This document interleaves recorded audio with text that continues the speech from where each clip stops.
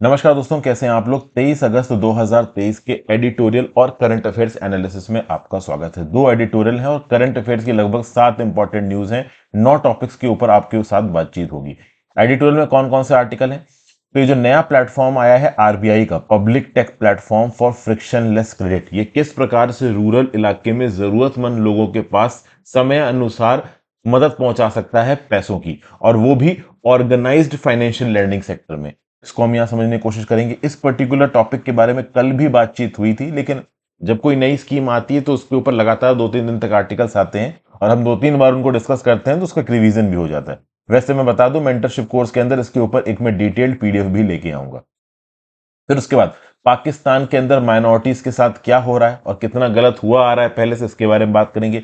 एक political article भी था आज के एडिटोरियल में, बीजेपी वर्सेस कांग्रेस का, उसको रिप्रेजेंटेशन ऑफ पीपल एक्ट 1951 के साथ दिखा कर रहे थे, वो मैंने यहाँ पे स्किप किया। इस प्रकार के आर्टिकल्स में अमूमन नहीं डिस्कस करता हूँ।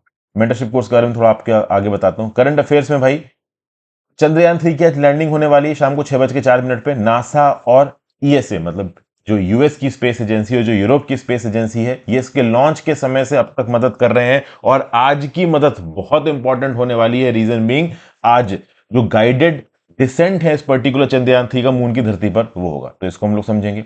उसके बाद लूना 25 के फेल्योर को यहां पे समझने की कोशिश की जाएगी, इसको हम लोग यहां पे देखेंगे। फिर भाई, कैसे हम लोग नॉर्थ ईस्ट रीजन की बायोडाइवर्सिटी को प्रोटेक्ट कर सकते हैं, इसके बारे में हम लोग यहां पे बात करेंगे। रूल्स बनाए जाएंगे यहां पे सोशल मीडिया पे वल्गर लैंग्वेज को कर्ब करने के लिए, ऐसा यहां पे सरकार ने बोला है। ठीक है ना। किसको बोला है, कहां पे बोला है? हाई कोर्ट में बोला है, दिल्ली हाई कोर्ट में। तो किस कंटेक्स्ट में यहां पे बातचीत हो रही है, अभी कोई नियम कानून नहीं आया, बस सरकार के सबमिशंस के रिस्पेक्ट में बातचीत हो रही है। फिर फ्लड्स को टेररिस्ट ऑफेंस बनाया जा रहा है भारतीय न्याय संहिता बिल में, जो कि इंडियन पीनल कोड को अमेंड कर रहा है। इसका क्या मतलब है? टेररिस्ट ऑफेंसेस के रिस्पेक्ट में क्या मोडस ऑपरेंडी, क्या स्टैंडर्ड ऑपरेटिंग प्रोसीजर्स फॉलो किए जाते हैं, और यहां पे जब फ्लड्स को आप एक टेररिस्ट ऑफेंस बनाने की बात करो तो यहां पे कौन सी, आप कह लो, प्रोटेक्शनिस्ट स्टांस को आप रखोगे, इन सब चीजों के बारे में डिस्कस करेंगे। एक इंपॉर्टेंट, आप कह लो, ये टॉपिक है। हालांकि ये सिर्फ डिस्कशन है। देखिए क्या है, न्याय संहिता बिल, एविडेंस एक्ट को रिप्लेस करने वाला जो बिल है, ये सारे बिल्स अभी स्टैंडिंग कमेटी के पास है। उसमें बहुत सारे अमेंडमेंट्स होंगे, लेकिन इनके अंदर क्या क्या अमेंडमेंट्स लाए जा रहे हैं उनके बारे में हम लोग हल्की फुल्की जानकारी तो रख ही सकते हैं, डिस्कशन करते ही रहेंगे। फिर भारत एनसीएपी। एनसीएपी क्या है? New car assessment programme. तो दुनिया में चलता है global new car assessment programme, इसके ही हिसाब से इंडिया के अंदर Bharat new car assessment programme चलाया जा रहा है। ये क्या है, इसको समझने की कोशिश करेंगे। और उसके साथ साथ थाईलैंड की पार्लियामेंट ने अलर्ट कर लिया अपना नया PM, Shweta थाविसिन is the new PM of Thailand. तो इतनी हम लोग टॉपिक्स डिस्कस करने वाले हैं दोस्तों। बिना टाइम वेस्ट किए मैं आगे बढ़ता हूं। तो इसके साथ साथ पिछले कुछ दिनों में मैंने काफी कंटेंट अपलोड किया है अपने मेंटरशिप प्रोग्राम में। जैसे for example death penalty in India को लेके एक डिटेल्ड पीडीएफ यहाँ पे पब्लिश हुई है। किस प्रकार का क्वेश्चन आ सकता है, जैसे आप लोग बोलते हो ना कि सर क्वेश्चंस की राइटिंग प्रैक्टिस करा दीजिए, क्वेश्चंस की आंसर राइटिंग कैसे करें। तो मान लीजिए ये क्वेश्चन आपसे पूछा जाता है, do you think capital punishment is ethical even if the convict is sentenced of a gruesome crime belonging to the rarest of rare cases, also examine the opinion of Supreme Court of India regarding death sentences. तो इस particular question के base पे आपको answers तो यहां पे मिलेंगे इस टॉपिक के, आपको आंसर से कैसे फ्रेम करना है ये भी पता चलेगा, और डेथ पेनल्टी इन इंडिया के बारे में जितनी भी टोटल इंफॉर्मेशन है उसका भी डिटेल्ड एक्सप्लेनेशन इस पीडीएफ में प्रोवाइड किया जाएगा। सेम चीज की जाएगी पॉक्सो एक्ट में। पॉक्सो एक्ट के रिस्पेक्ट में भी यहाँ पे एक क्वेश्चन फ्रेम्ड आपको नजर आ रहा है। इस क्वेश्चन के आंसर्स को कैसे लिखना है, पॉक्सो से रिस्पेक्ट में न्यूज में रिसेंटली क्या क्या रहा है, क्या है पॉक्सो एक्ट, ये सब यहाँ पे डिटेल में बताया जाएगा। उसके साथ साथ government of national capital territory of Delhi amendment bill, इसके बारे में एक पीडीएफ रिसेंटली अपलोड हुई है। और उसके साथ साथ रिकरिंग कम्युनल वायलेंस। अब रिकरिंग कम्युनल वायलेंस से रिलेटेड क्वेश्चन क्या बन सकता है, तो 2 क्वेश्चन यहाँ पे दिख रहे हैं। 2018 में तो क्वेश्चन ही पूछा गया, communalism arises either due to power struggle और relative deprivation, argue giving suitable illustrations. और उसके साथ साथ distinguish between religiousness, religiosity and communalism, giving one example of how former has got transformed into the latter in independent India. तो इस प्रकार की जो न्यूज़ेस होती है ना, रिकरिंग कम्युनल वायलेंस, ये इन क्वेश्चंस को किस प्रकार से आंसर करने में मदद कर सकती है, आंसर्स का फ्रेम करने का एक क्या लेआउट हो सकता है, ये सब यहां पे बताया गया। और टॉपिक तो देखो एक्सप्लेन किया ही है जीएस पेपर 1 जीएस पेपर 3 के रिस्पेक्ट में। तो इस प्रकार से ऑर्गेनाइज तरीके से अगर आप अपनी प्रिपरेशन करना चाहते हो तो आप मेरा मेंटरशिप कोर्स ज्वाइन कर सकते हो। मेंटरशिप कोर्स आपको www.harshitdwedi.com पे मिल जाएगा, या फिर आप मेरी ऐप हर्षित द्विवेदी एजुकेशन में जा सकते हैं। एंड्रॉइड पे भी अवेलेबल है, आईओएस पे भी अवेलेबल है, वहां पे पर्टिकुलर कोर्स आपको मिल जाएगा। आप मेरी वेबसाइट और ऐप दोनों जगह से इस कोर्स को एक्सेस कर सकते हो, स्टोर सेक्शन में जाके। साथ साथ मेरी इसी वेबसाइट और ऐप के स्टडी मटेरियल सेक्शन में डेली के बेसिस पे आपको अपलोड होके मिल जाती हैं स्टडी मटेरियल की पीडीएफ। तो टेलीग्राम ग्रुप के साथ साथ आपको मेरी वेबसाइट पे भी पीडीएफ वगैरह मिलती रहेंगी। तो चलिए बिना टाइम वेस्ट किए आज के लेक्चर को शुरू करते हैं। पहला टॉपिक जो शुरू करेंगे वो कौन सा है? तो भैया फर्स्ट टॉपिक है आपका आज का ईजिंग क्रेडिट फ्लो। तो रिजर्व बैंक ऑफ इंडिया का जो प्लान है कि जो पब्लिक टेक प्लेटफॉर्म बनाएंगे फ्रिक्शनलेस क्रेडिट के लिए, ये एक वेल इंटेंशन्ड मूव है। एम है easing the flow of credit specially to small and marginal borrowers. तो स्मॉल और मार्जिनल बोरोवर्स के पास जो क्रेडिट का फ्लो है वो आसानी से जाए। इस पर्टिकुलर प्लान को स्कीम को अनाउंस किया गया था as a part of statement on developmental regulatory policies, जो कि आरबीआई ने इशू किया है लेटेस्ट मॉनेटरी पॉलिसी के अंदर। इस पर्टिकुलर प्लेटफॉर्म को, कौन से प्लेटफॉर्म को? Public tech platform for frictionless credit को बनाया जाएगा as a one stop digital clearing house for credit related information. ये एक्सेलरेट करेगा लोन अप्रूवल को और डिस्पर्सल प्रोसेस को सिग्निफिकेंटली। इसको डेवलप किया गया है रिजर्व बैंक के इनोवेशन हब के द्वारा। ये प्लेटफॉर्म फीचर करेगा ओपन आर्किटेक्चर को, ओपन एप्लीकेशन प्रोग्रामिंग इंटरफेसेस को और उन स्टैंडर्ड्स को जो कि फैसिलिटेट करेंगे seamless flow required for digital information from varied entities including state and government credit information companies and digital identity authorities. तो यहां पे आप समझ सकते हो कि ये जो आरबीआई है, ये आरबीआई इस प्लेटफॉर्म को इंट्रोड्यूस करेगा एज अ पायलट प्रोजेक्ट।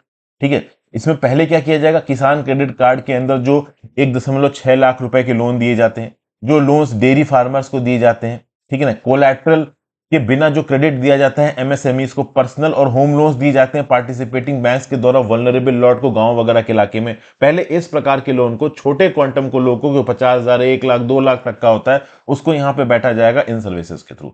जो लेंडर्स हैं जो कि लोन यहां पे बांट रहे हैं, वो बोरोवर्स के डाटा को एक्सेस कर सकते हैं क्रेडिट रिलेटेड सर्विसेज की इंफॉर्मेशन डिपॉजिटरी से, जैसे आधार, ई केवाईसी से। लैंड रिकॉर्ड्स हैं कुछ स्टेट्स में जैसे तमिलनाडु, कर्नाटका, उत्तर प्रदेश, महाराष्ट्र, ये सब लैंड रिकॉर्ड्स को डिजिटाइज कर चुके हैं।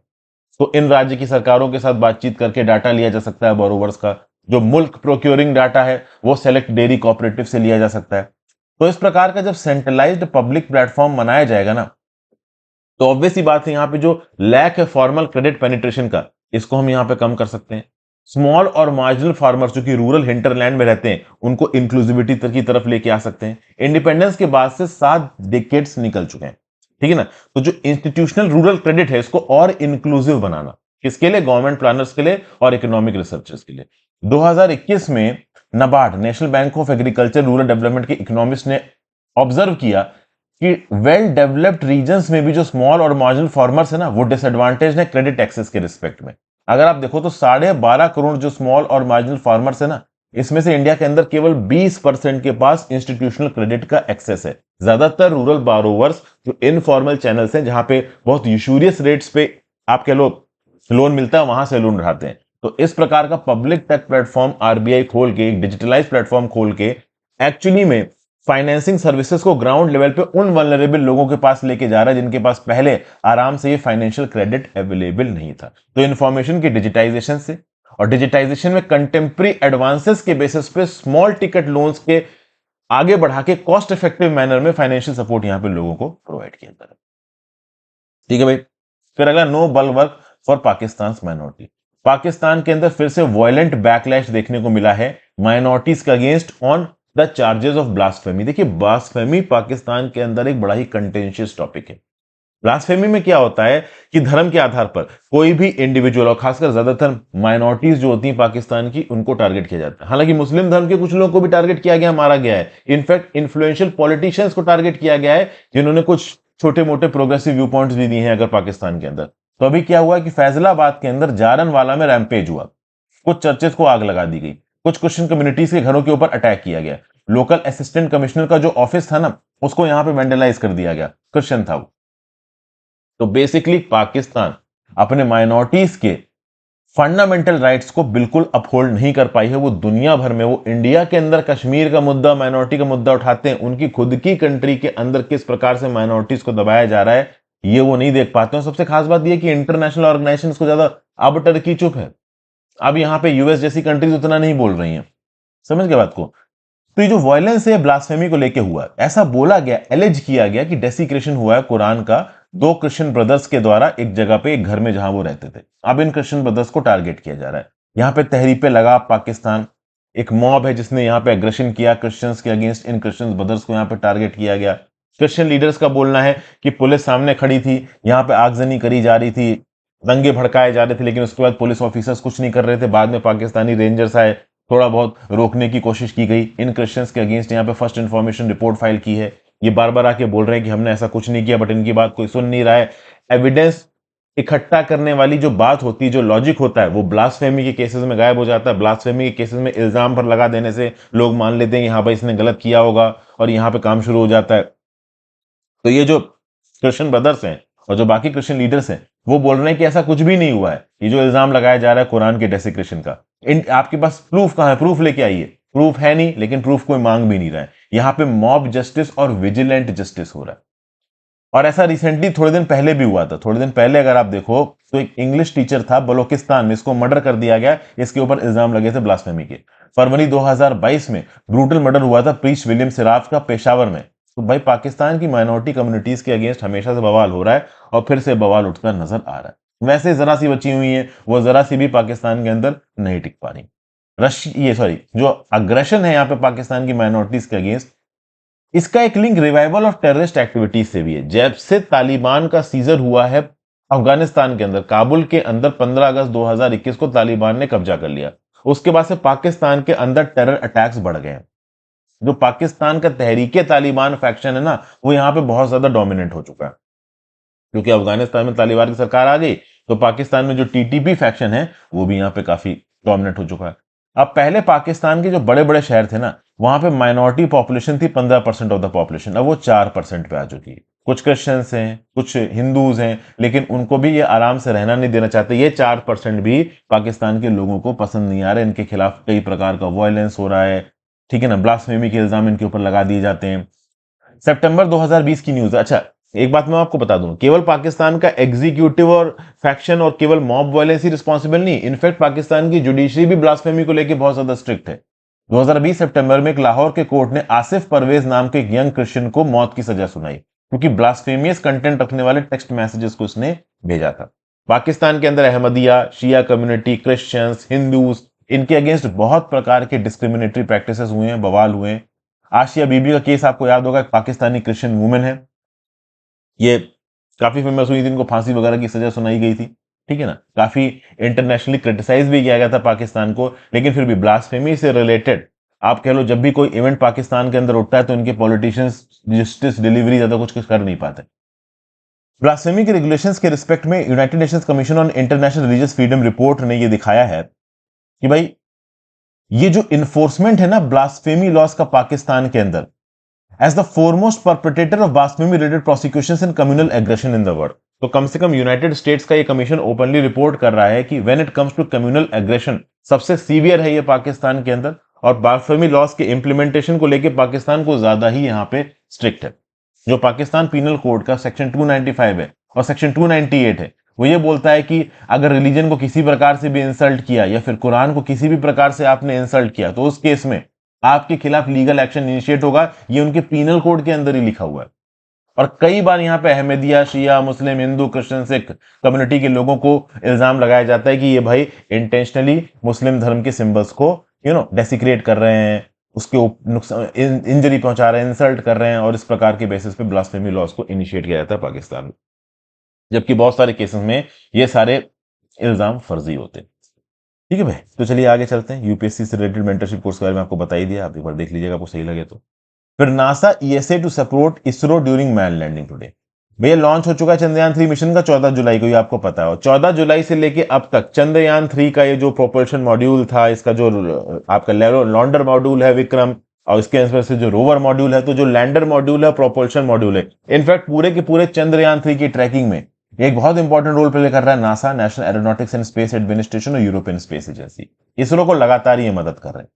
अब ईएसए किस प्रकार से मदद कर रहा है? तो जब से चंद्रयान 3 लॉन्च हुआ है, ईएसए 2 ग्राउंड स्टेशन की ट्रैकिंग के थ्रू मदद कर रहा है इसरो की।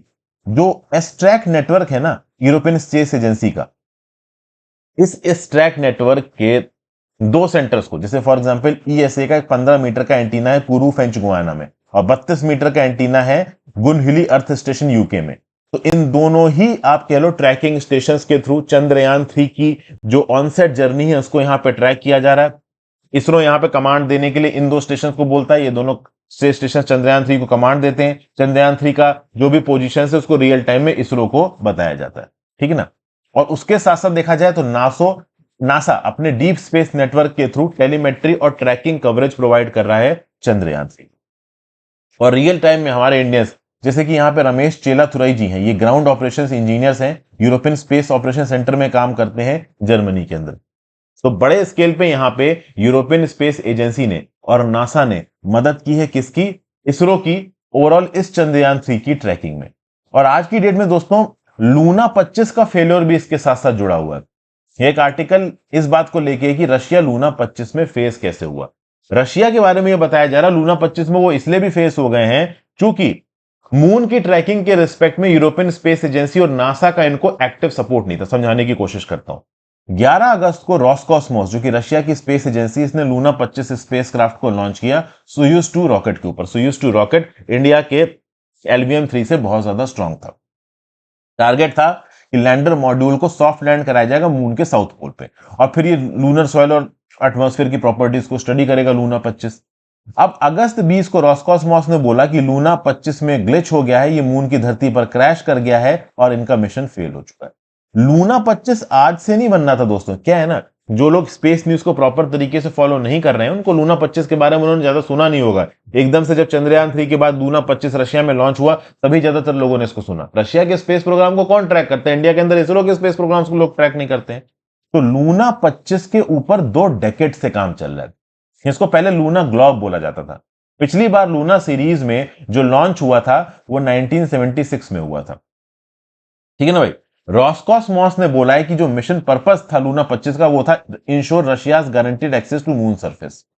तो मून की सरफेस पे अपने रोवर को पहुंचाना कितना इंपॉर्टेंट है वो इस लूना मिशन से भी पता चलता है। वो इस बात से भी पता चलता है कि जो आर्टेमिस 3 है उसके अंदर नासा का टारगेट है 2024 या 2025 तक अपने एस्ट्रोनॉट्स को मून की धरती पर भेजने का, खासकर मून के साउथ पोल पे भेजने का। मून पे ऊपर तो वैसे भी आप कह लो यूएस के एस्ट्रोनॉट्स पहुंच ही चुके हैं, यूएसएसआर के भी पहुंच ही चुके हैं।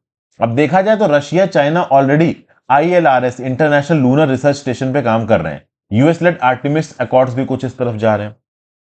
अब जब बात की गई लूना 25 की दोस्तों, तो लूना 25 को एक पॉलिटिकल आप कह लो गिमिक भी बताया जा रहा है। प्रेसिडेंट व्लादिमीर पुतिन ने इतने अर्जेंट बेसिस पे लूना 25 को इसलिए भी लॉन्च किया है कि वो दुनिया को दिखाना चाहते थे कि देखो रशिया वेस्टर्न सैंक्शंस से दबा नहीं है, रशिया के ऊपर वेस्टर्न सैंक्शंस का कोई इंपैक्ट नहीं आया है, हम अभी भी अपने स्पेस प्रोग्राम को चला रहे हैं।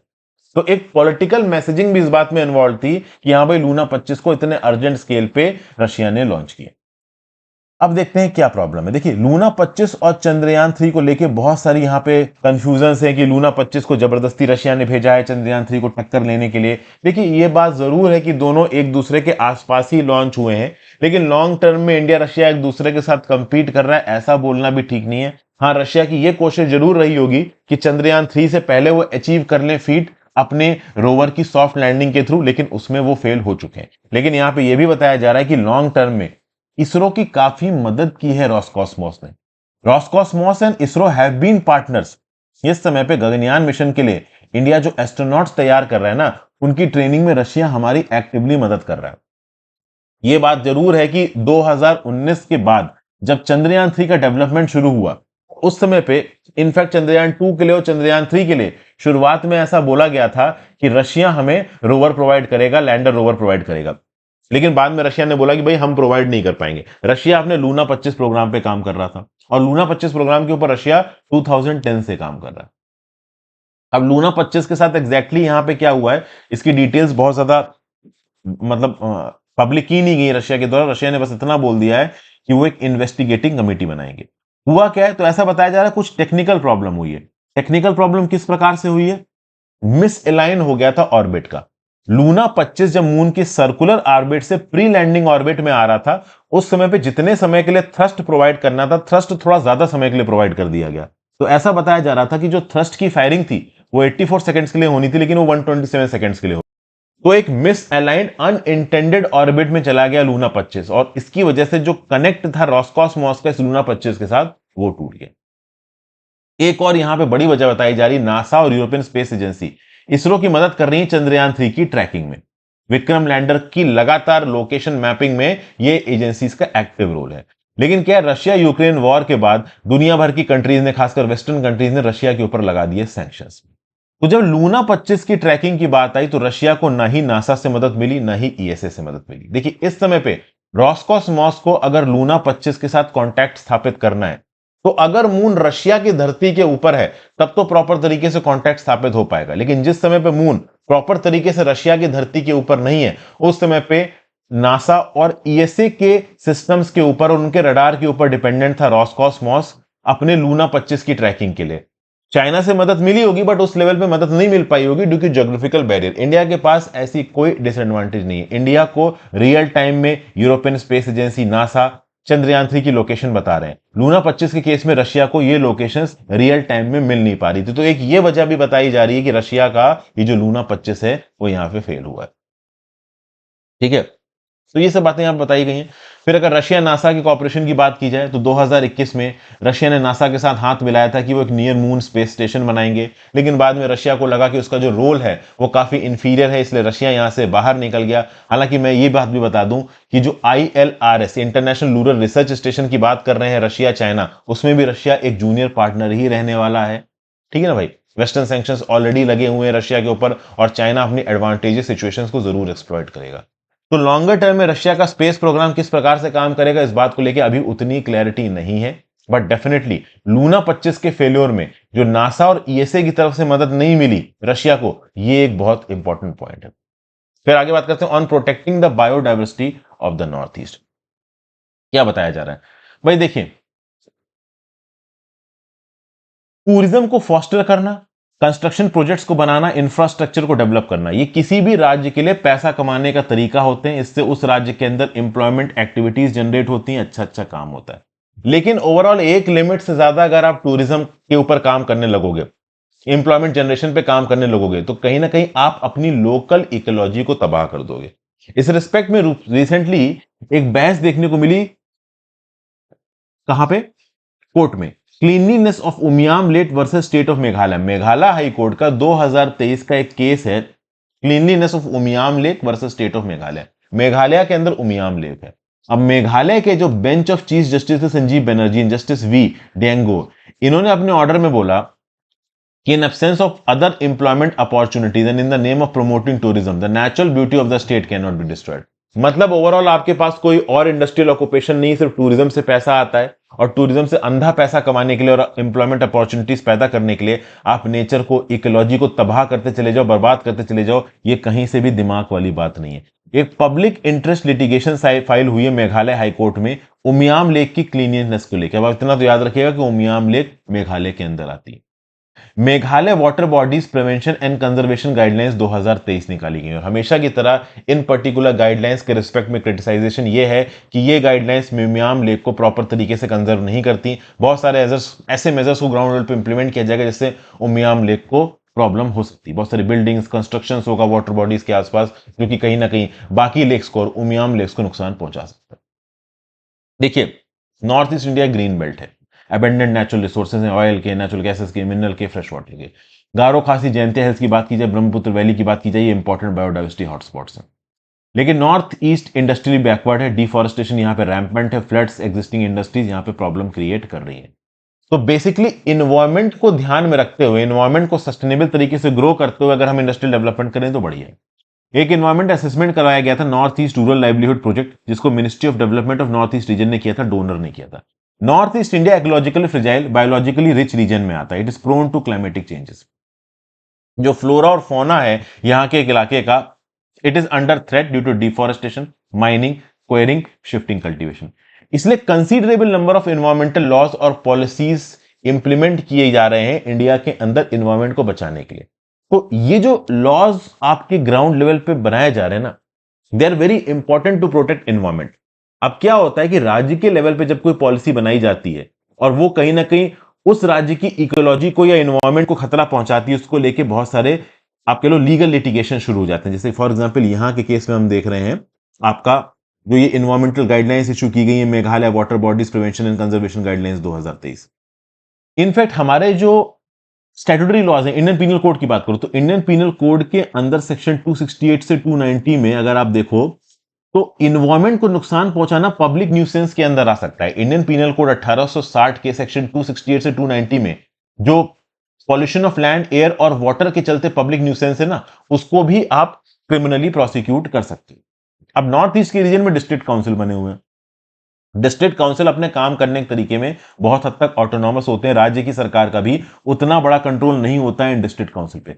बहुत सारे केसेस में ये देखा गया, जैसे उमियाम लेक के केस में देखा गया कि डिस्ट्रिक्ट काउंसिल बहुत कुछ नहीं कर रही है लैंड के प्रोटेक्शन और प्रिजर्वेशन के लिए, इनके आसपास जो वाटर बॉडीज हैं उनके प्रोटेक्शन और प्रिजर्वेशन के लिए। इसलिए अक्सर कर नॉर्थ ईस्ट में और देश के बाकी हिस्सों में आर्टिकल 32 जो कि सुप्रीम कोर्ट की रिट पिटीशन वाली पावर है, और article 226 right to constitutional remedies article 32 है, कुछ ऐसे ही आर्टिकल 226 में। तो आर्टिकल 32 और आर्टिकल 226 में कई बार इन्वायरमेंटल लिटिगेशन शुरू हो जाता है, कई बार नेशनल ग्रीन ट्राइब्यूनल में केसेस पहुंच जाते हैं। जैसे मेघालय स्टेट गवर्नमेंट के ऊपर एनजीटी ने 100 करोड़ का फाइन मार दिया था, क्योंकि मेघालय के अंदर 2019 में जो मेघालय की सरकार थी वो इलीगल माइनिंग को नहीं रोक पा रही थी।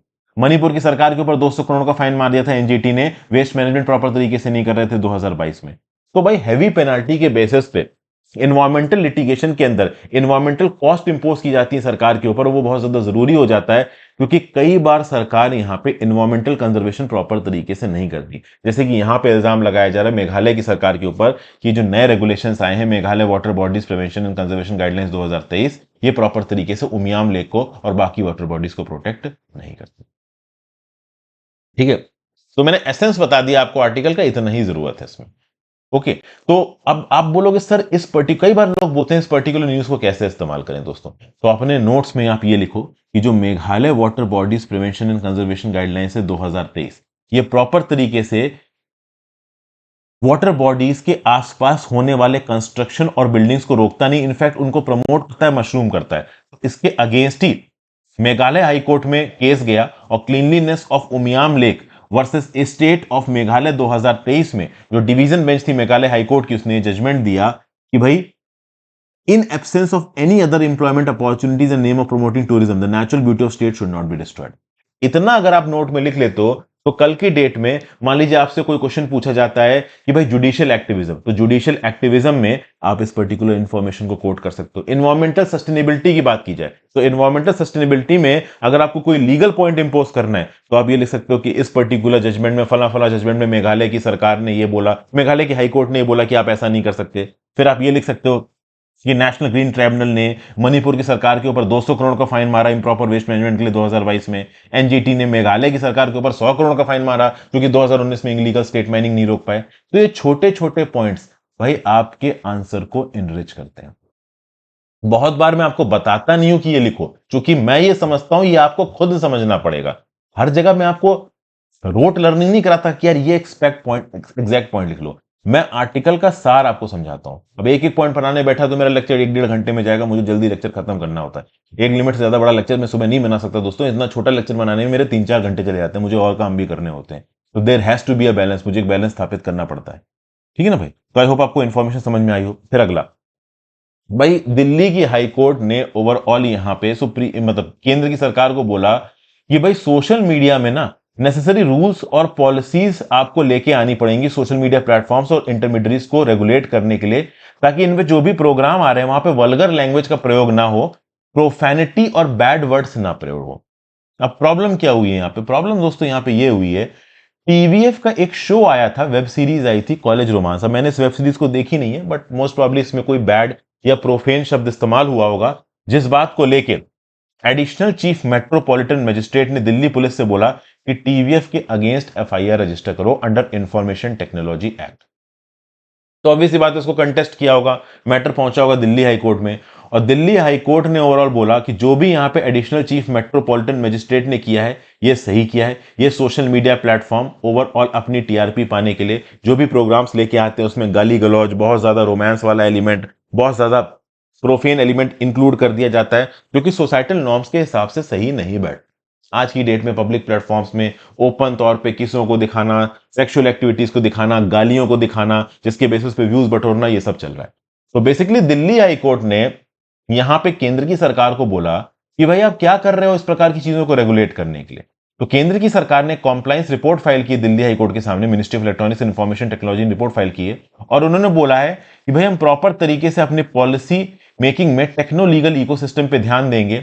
दिल्ली हाईकोर्ट के, ऑनरेबल दिल्ली हाईकोर्ट के ऑब्जर्वेशंस को हम इनकॉर्पोरेट करेंगे और social media platforms intermediates vulgar languages को इंक्लूड ना करें अपने प्रोग्राम्स में, भद्र भाषा को इस्तेमाल करें, इसके लिए प्रॉपर पॉलिसी चेंजेस लेके आएंगे। तो खुद दिल्ली हाईकोर्ट यहां पे बोल रही है कि जरूरत है रूल्स और गाइडलाइंस लाने की ताकि रेगुलेट किया जा सके कंटेंट को सोशल मीडिया पे और ओटीटी प्लेटफॉर्म पे। ओपनली जो यूज होता है ना वल्गर लैंग्वेज का आपका टीआरपी वगैरह पाने के लिए, ये ठीक नहीं है। पब्लिक डोमेन में तो खासकर ठीक नहीं है, क्योंकि आज की डेट में जो बच्चे बड़े हो रहे हैं वो इस प्रकार के प्रोग्राम्स को देखते हैं और उनके दिमाग पे चीजें निगेटिव व्यू पॉइंट डाल सकती हैं। आज तो खैर अलग ही जमाना हो गया, जो बच्चे बड़े हो रहे हैं वो भी अलग ही लेवल पे पहुंच गए हैं, ठीक है ना। हम लोग जब छोटे थे तो उस लेवल पे सोच नहीं पाते थे, बट ठीक है, चलो देखिए क्या हो रहा है। अब क्या होता है ना, सरकार ने बोल दिया हाँ भाई हम हाई कोर्ट की बात मानेंगे, कल की डेट में सरकार कोई पॉलिसी लेके आएगी तो सरकार को क्रिटिसाइज किया जाएगा कि सरकार फ्रीडम ऑफ इंटरनेट को वायलेट कर रही है वगैरह वगैरह। तो इस प्रकार की चीजें चलती रहती है। आगे, इंडियन पिनल कोड को रिप्लेस करने के लिए जो प्रपोज्ड भारतीय न्याय संहिता बिल लाया जा रहा है ना, उसमें फ्लड को एक टेररिस्ट ऑफेंस बताया जा रहा है। आज की डेट में टेररिज्म के लिए जो कानून इंडिया के अंदर एग्जिस्ट करता है वो है अनलॉफुल एक्टिविटीज प्रिवेंशन एक्ट 1967। ये एक स्पेशल लॉ फोकस्ड है टेररिस्ट एक्टिविटीज पे। वहीं पे राज्य की सरकार के लेवल पे भी ऐसे बहुत से लॉज हैं, जैसे कि महाराष्ट्र के अंदर एक लॉ है मकोका, ऑर्गेनाइज्ड क्राइम एक्ट करके। तो बेसिकली अगर आप देखो दोस्तों, तो ये जो नया बिल आ रहा है ना, भारतीय न्याय संहिता बिल, इसका सेक्शन 111 क्लॉज 6 सब क्लॉज है, वो टेररिस्ट की परिभाषा बताता है। कौन है terrorist? It refers to any person who develops, manufactures, possesses, acquires, transports, supplies और यूजेस वेपन्स, एक्सप्लोजिव्स और रिलीजेस न्यूक्लियर, रेडियोलॉजिकल और अदर डेंजरस सब्सटेंस और कॉज फायर, फ्लड्स और एक्सप्लोजन। अब देखिए, फायर, एक्सप्लोजन ये सब तो टेररिस्ट एक्ट में आता है। आपकी किसी भी पर्टिकुलर एक्ट की वजह से कहीं आपने बम फोड़ दिया, बहुत बड़ा एक्सप्लोजन हुआ, तो वो तो टेररिस्ट एक्टिविटी में आता ही है। आपकी हरकत के चलते कहीं फ्लड आ गए तो भी आपको टेररिस्ट बोला जाएगा। अब ये एक नई चीज है। पार्लियामेंट के मॉनसून सेशन के आखिरी दिन पे 11 अगस्त को इस पर्टिकुलर बिल को इंट्रोड्यूस किया गया था पार्लियामेंट में, और बाद में parliamentary standing committee on home affairs को अभी के लिए रेफर किया गया है। जो एक इंपॉर्टेंट लॉयर हैं, जो टेरर केसेस देखते हैं, एमएस खान साहब, उनका यह बोलना है कि देखिए सर, टेररिज्म और ऑर्गेनाइज्ड क्राइम से रिलेटेड स्पेसिफिक लॉज एग्जिस्ट करते हैं, जैसे यूएपीए हो गया, Maharashtra control of organised crime act हो गया, जिसको आप मकोका बोलते हो। रिसेंटली एक शो आया था नेटफ्लिक्स में, मैं देख रहा था, जहां पे कोई फीमेल जर्नलिस्ट थी, जागृति अवस्थी, उसको मकोका के अंदर चार्ज किया गया था। एक समय पे मकोका एक फीमेल लॉयर थी कि भैया उनके अंडरवर्ल्ड के साथ लिंक है, छोटा शकील वगैरह के साथ। तो उस समय पे तो बेसिकली जो मकोका जैसे कानून होते हैं ना, जो यूएपीए जैसे कानून होते हैं ना, ये स्पेसिफिकली टेररिस्ट केसेस को देखते हैं और इनमें कुछ सेफगार्ड्स इंक्लूडेड है। जैसे कि फॉर एग्जांपल, जब टेररिज्म से रिलेटेड केसेस होंगे ना, तो आपको एफआईआर फाइल करने से पहले एक सीनियर पुलिस ऑफिसर से अप्रूवल लेना है। जो इन्वेस्टिगेशन है वो एक पर्टिकुलर रैंक का ऑफिसर ही करेगा, और गवर्नमेंट के परमिशन के बिना ज्यादातर केसेस में जो केस है वो दायर नहीं होता। लेकिन अब क्या है कि नॉर्मल आईपीसी के कानून को रिप्लेस करने वाले कानून में टेररिज्म की परिभाषा आप डाल दोगे, तो ऑब्वियसली बात है, जब टेररिज्म के लिए स्पेसिफिक नियम कानून एग्जिस्ट करते हैं, तो आपको आईपीसी की रिप्लेसमेंट बिल में इसको नहीं डालना चाहिए, और अगर डालना चाहिए तो स्पेसिफिक सेफगार्ड्स के साथ डालना चाहिए।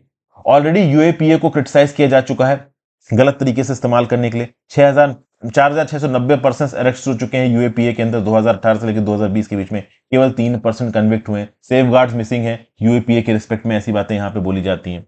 अब हुआ क्या है, 2022 में आसाम सिलचर में मैसिव फ्लड आया था, 120 लोगों की जान चली गई। अब उस समय पर हुआ यह था कि जो एम्बैंकमेंट था ना बराक नदी के किनारे, उस पर्टिकुलर एम्बैंकमेंट में कुछ लोगों ने इंक्रोचमेंट किया था, जिसकी वजह से वो ब्रीच हो गया था, एकदम से फ्लड्स आ गए थे, 120 लोगों की जान चली गई। तो वहां पे 4 मुस्लिम लोगों को अरेस्ट कर लिया गया था। और कुछ लोगों ने ऑनलाइन ये बोला कि भाई ये फ्लड जिहाद किया जा रहा है, वो हिंदू मुस्लिम वाली बहस यहां पे शुरू हो गई। तो बेसिकली ओवरऑल अगर फ्लड कॉज करना भी आप टेररिस्ट एक्ट के अंदर लेके आ रहे हो, तो इस प्रकार के एक्ट्स को ग्राउंड लेवल पे इंप्लीमेंट करने के लिए कुछ पर्टिकुलर सेफगार्ड्स, जो कि यूएपी और मकोका जैसे कानून में एग्जिस्ट करते हैं, उनको ग्राउंड लेवल में एग्जिस्ट करना जरूरी है। सीधे सीधे अगर आप इंडियन पिनल कोड के रिप्लेसमेंट भारतीय न्याय संहिता के अंदर इस प्रकार के बिल को डाल दोगे, तो लॉन्ग टर्म में इसका मिसयूज और बढ़ सकता है। ठीक है ना। तो हमें यूएपीए की मिसयूज को कम करना है, और ऑलरेडी एक ऐसा कानून आ जाए जहां पर मिसयूज बढ़ जाए तो वो काउंटर प्रोडक्टिव हो सकता है। फिर भारत एनसीएपी, 1 अक्टूबर को इंडिया के अंदर कार मैन्युफैक्चरर्स वॉलेंटियर कर सकते हैं कि वो अपने कार के मॉडल्स को इंडिया के इंडिजीनियस प्रोग्राम में टेस्ट करा के रेटिंग करा लें। इसको बोला जा रहा है Bharat new car assessment programme. ये international global new car assessment programme पे बेस्ड है। जो ग्लोबल एनसीएपी है ना, ये प्रोजेक्ट है टुडे जीरो फाउंडेशन का, जो कि यूके में रजिस्टर्ड एक चैरिटी। यहाँ पे यूनाइटेड नेशंस के मोटर व्हीकल सेफ्टी स्टैंडर्ड के हिसाब से कारों की इंपैक्ट टेस्टिंग की जाती है। एक्सीडेंट के समय पे वो कार कितनी सेफ है, इसकी रेटिंग होती है 1 से 5 में। तो इसके लिए ग्लोबली है ग्लोबल एनसीएपी, इंडिया में बनाया गया उसका भारत एनसीएपी। तो जो नया प्रोग्राम है वो सारे पैसेंजर व्हीकल्स के ऊपर एप्लीकेबल होगा, बशर्ते उस पैसेंजर व्हीकल का वेट 3,500 किलो से ज्यादा ना हो और उसमें ड्राइवर की सीट के साथ साथ 8 सीटों से ज्यादा ना हो। मतलब driver seat plus 8 seat, maximum 9 seat होनी चाहिए, उससे ज्यादा सीटें नहीं होनी चाहिए। यहां पे जो भारत एनसीएपी बनाया गया है, ये ऑटोमोटिव इंडस्ट्री स्टैंडर्ड 197 पे बनाया गया है। तो जो टेस्टिंग प्रोटोकॉल्स हैं यहाँ पे डिफाइन किए जा रहे हैं। जो ऑफिसर्स हैं यूनियन रोड ट्रांसपोर्ट और हाईवेज मिनिस्ट्री के, उन्होंने बोला कि 30 मॉडल्स की शुरुआत में यहाँ पे टेस्टिंग होगी और 1 से 5 के बीच में यहाँ पे रेटिंग दी जाएगी। 3 पैरामीटर्स पे यहाँ पे इवेल्युएशन होगा। एक है एडल्ट ऑक्यूपेंट प्रोडक्शन, दूसरा है चाइल्ड ऑक्यूपेंट प्रोटेक्शन और तीसरा है सेफ्टी असिस्ट टेक्नोलॉजीज। इन 3 पैरामीटर्स के बेसिस पे यहाँ पे असेसमेंट होगा। पहले 2 पैरामीटर्स में अगर आप देखो तो 3 टेस्ट किए जाएंगे। एक होता है फ्रंटल ऑफसेट टेस्ट, जहां पे व्हीकल 64 किलोमीटर पर आवर की स्पीड से 40% ओवरलैप के साथ एक सामने वाले फॉर्मेडेबल बैरियर में जाके भिड़ जाएगा। ये कंडीशन उस कंडीशन को मिमिक करती है जब फ्रंट सामने सामने आके 2 कार आपस में भिड़ जाए। जो दूसरे 2 टेस्ट होंगे उसमें एक साइड इंपैक्ट टेस्ट होगा 50 किलोमीटर पर आवर की स्पीड पे, और एक पोल साइड इंपैक्ट टेस्ट होगा जहां पे 29 किलोमीटर पर आवर की स्पीड पे एक क्रैश को रिजिड पोल साइडवेज से भिड़ाया जाएगा। समझ गए भाई? तो यहाँ पे ओरिजिनल इक्विपमेंट मैन्युफैक्चरर को नॉमिनेट करना पड़ेगा एक व्हीकल मॉडल टेस्टिंग के लिए। भारत एनसीएपी के रिप्रेजेंटेटिव्स आएंगे आपकी फैक्ट्री में, एक मॉडल को यहाँ पे उठाएंगे और उस मॉडल की यहाँ पे टेस्टिंग की जाएगी। Central institute of road transport को भी इस पर्टिकुलर टेस्टिंग में इन्वॉल्व किया जाएगा। उन बेस मॉडल्स की टेस्टिंग होगी जिनके 30,000 से ज्यादा यूनिट्स यहाँ पे बिक चुके हैं। क्योंकि इनकी जो टेस्टिंग की रेटिंग है ना, उसको ग्राउंड लेवल पे पब्लिश करना बहुत ज्यादा जरूरी है, ताकि लोग उस पर्टिकुलर कार को खरीदते वक्त अपने डिसीजन ले पाए। इंडिया के अंदर ऑलरेडी रोड फैसिलिटीज बहुत बढ़ चुकी हैं। 1.5 लाख रोड फैसिलिटीज पे हम पहुंच चुके हैं। हाईएस्ट नंबर ऑफ एक्सीडेंट्स होते हैं इंडिया के अंदर यूएस के बाद। तो यूरोपियन और अमेरिकन रोड्स पे जो कार दौड़ रही हैं, उनमें जो टेस्टिंग स्टैंडर्ड्स और इंडिया में जो टेस्टिंग स्टैंडर्ड्स उनको थोड़ा सिंक्रोनाइज करने की कोशिश की गई है। तो अपनी इंडस्ट्री को भारत एनसीएपी एक राइट डायरेक्शन देगा और हमारा खुद का एक इंडिजीनियस कार टेस्टिंग प्रोटोकॉल यहां पे आ रहा है। तो ओवरऑल विदेशी कार इंडिया की सड़कों पे किस प्रकार से परफॉर्म करेंगी, ये भी यहां पे हम एसेस कर सकते हैं। फिर अगला, थाई पार्लियामेंट ने अपना नया पीएम चुन लिया है, नाम है श्वेता थविसिन। तो थाई पार्लियामेंट ने एक बड़े अमीर टाइकून है आपके थाईलैंड के, श्वेता थविसिन, इनको नया प्राइम मिनिस्टर चुन लिया है। ये फ्यू थाई पार्टी के अभी रिसेंटली जो इलेक्शन हुए हैं आपके थाईलैंड के अंदर, उनके अंदर जो नंबर 1 पार्टी आई थी ना, जिसने सबसे ज्यादा वोट जीते हैं, वो मूव फॉरवर्ड पार्टी थी। और मूव फॉरवर्ड पार्टी के जो लीडर थे ना, पीता लिमजोनराट, उन्होंने कुछ एग्रेसिव स्टांस ले लिया। उन्होंने क्या स्टांस ले लिया? उन्होंने ये बोला कि ये जो मोनार्की जो मजे में रह रही है, इसको हम हटाएंगे। तो बेसिकली जो रॉयल इंसल्ट लॉज है इनको हटाया जाएगा, पावरफुल बिजनेसेस की मोनोपोली को खत्म किया जाएगा। तो इस प्रकार की बातें जब पीटा लिमजोराट ने बोली ना, तो मिलिट्री इनके अगेंस्ट हो गई। तो ये तो कॉलिशन लीडर बन नहीं पाए, ये प्राइम मिनिस्टर बन नहीं पाए। जो सेकंड लार्जेस्ट पार्टी थी फ्यू थाई पार्टी, उसने 12 मेंबर्स के कॉलिशन के थ्रू अपनी मेजॉरिटी बनाई है और उसके रिप्रेजेंटेटिव की तरह हमारे सामने आए हैं श्वेता थविसिन। मैं आप बता दूं, फ्यू थाई पार्टी के ही लीडर आपके, जिनका नाम है थकसिंग शिनावात्रा, ये प्राइम मिनिस्टर थे थाईलैंड के, ठीक है ना। अब उसके बाद अगर आप देखो तो इनको देश छोड़ के जाना पड़ गया। अभी ये रिसेंटली देश में वापस आए थे, थाईलैंड में इनको पकड़ के उठा के फिर से जेल में डाल दिया गया। तो बेसिकली मूव फॉरवर्ड पार्टी चूंकि anti military anti royalty laws लेके आ रही थी, तो इस बात को लेके पीटा लिमजोनराट ने यहां पे मेजॉरिटी बना नहीं पाई है। मेजॉरिटी बन गई है श्वेता थविसिन की, जो कि फ्यू थाई पार्टी के। 500 सीट्स लोअर हाउस में 314 सीट से कमांड कर, टोटल इनके पास 374 की मेजॉरिटी आ गई। 374 की मेजॉरिटी किस हिसाब से, तो देखिए समझिए दोस्तों क्या है। थाईलैंड की पॉलिटिक्स में कुछ ऐसा है कि 500 सीटें इनके लोअर हाउस में और 250 सीटें इनके हावर हाउस में। जैसे इंडिया के अंदर लोकसभा राज्यसभा है ना, तो इनकी लोकसभा में 500, इनकी राज्यसभा में 250। अब इंडिया के अंदर दोस्तों जब लोकसभा में सरकार बनती है इंडिया के अंदर, तो सिर्फ लोकसभा की मेजॉरिटी देखी जाती है, राज्यसभा की मेजॉरिटी नहीं देखी जाती है। लेकिन थाईलैंड के अंदर चूंकि मिलिट्री लीडर्स डोमिनेंट होना चाहते हैं और उन्होंने वहां की अपर हाउस में, सेनेट में 250 मेंबर बैठा रखे हैं और ज्यादातर ये जो 250 मेंबर है वो मिलिट्री अलाइंड है। तो जो जब थाईलैंड में सरकार बनानी होती है ना, तो 500 प्लस 250 750 लोगों की मेजोरिटी चाहिए, 750 में तो लगभग 375 से ज्यादा इनको चाहिए यहां पे मेंबर ऑफ पार्लियामेंट। उस केस में किसी ने अगर केवल इनके लोअर हाउस 500 वाले हाउस में मेजोरिटी पाई है तो उससे फर्क नहीं पड़ता, सेनेट का मेंबर यहां पे ओवरऑल सरकार के बनने या बिगड़ने को मेंटेन कर सकता है। तो इस रिस्पेक्ट में फ्यू थाई पार्टी के लीडर यहां पे लीडर बन गए हैं और एमएफपी के जो पीटा लिमजोनेराट हैं वो नहीं बन पाए। तो आई होप आपको चीजें समझ में आ गई होंगी। Thank you for watching friends. Video को लाइक और शेयर कर दीजिएगा, टेलीग्राम ग्रुप को ज्वाइन कर लीजिए और इस कोर्स को आप शेयर कर सकते हो अपने दोस्तों के साथ। मेहनत से बनाया हुआ कोर्स है, आप देख सकते हो उसमें इंटरेस्टिंग पीडीएफ्स आपको समय समय पर मिलती है। So thank you for watching friends, have a great day.